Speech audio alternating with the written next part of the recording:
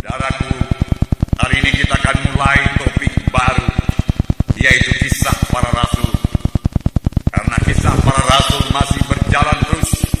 Karena sebenarnya kisah para rasul adalah kisah perbuatan Roh Kudus.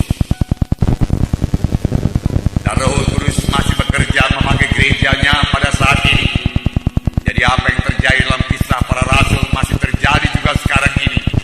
Sepanjang gereja merindukannya, sepanjang gereja memiliki iman, sepanjang gereja berdoa sungguh-sungguh, akan tanda jahit, akan mujizat, akan penyataan Roh, akan karunia-karunia Roh, akan buah Roh, pasti itu akan terjadi lagi dalam sidang pada akhir zaman ini. Karena saya percaya Tuhan akan sangat memberkati sidangnya pada akhir zaman. Kalau kita teliti kisah rasul ini, kita akan mendapati bahwasanya apa yang diperbuat oleh murid-murid sama dengan yang diperbuat oleh Tuhan Yesus. Injil yang dikabarkan oleh murid-murid Tuhan Yesus sama dengan yang dikabarkan oleh Tuhan Yesus. Tanda jahit, tanda mujizat yang sama terjadi dalam kisah rasul, terjadi juga dalam pelayanan Tuhan Yesus. Bahkan cara hidup murid-murid Tuhan Yesus sama dengan cara hidup Tuhan Yesus pada waktu dia di bumi ini.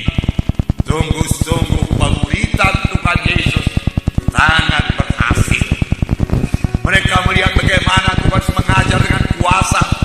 Orang-orang juga mengakui pengajaran macam apakah ini. Dia mengajar dengan kuasa, lain sekali dengan pengajaran ahli-ahli Taurat. Itu yang dilihat oleh murid-murid, kemudian dipelajari oleh murid-murid.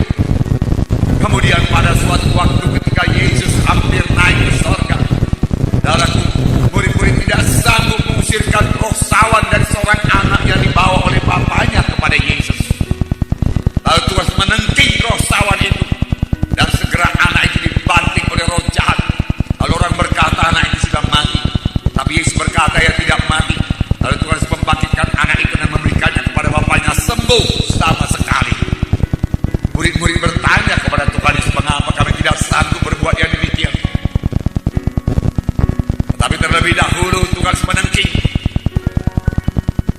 Berapa lama lagi aku harus bersama-sama dengan engkau, kamu yang kurang percaya, angkatan yang kurang percaya? Mengapa engkau tidak sanggup mengusir setan yang seperti ini? Seharusnya engkau sudah sanggup mengusirnya, karena engkau sudah begitu lama bersama-sama dengan aku.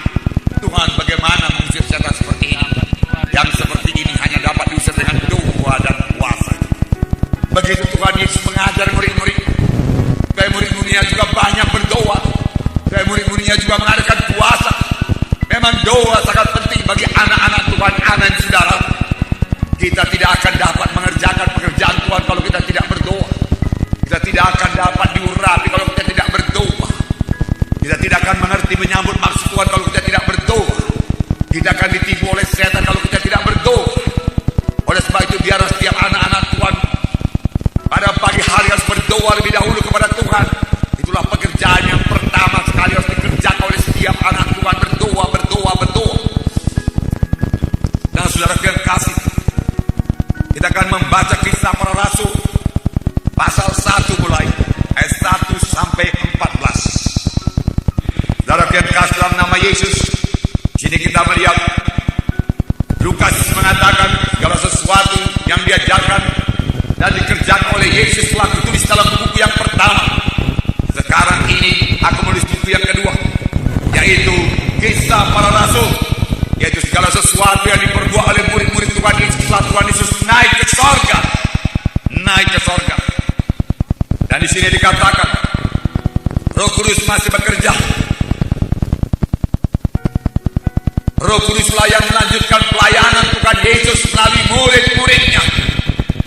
Jadi pelayanan Tuhan masih berlangsung terus, karena sebenarnya pelayanan Roh Kudus, pekerja Roh Kudus.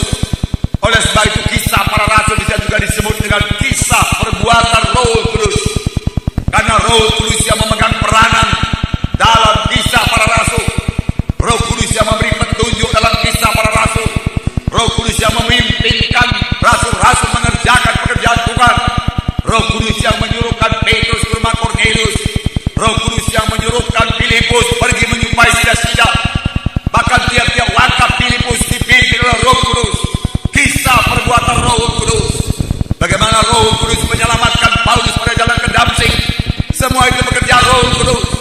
Bagaimana Roh Kudus banyak kali berbicara kepada Paulus, pekerjaan Roh Kudus, pekerjaan Roh Kudus. Amin, saudara.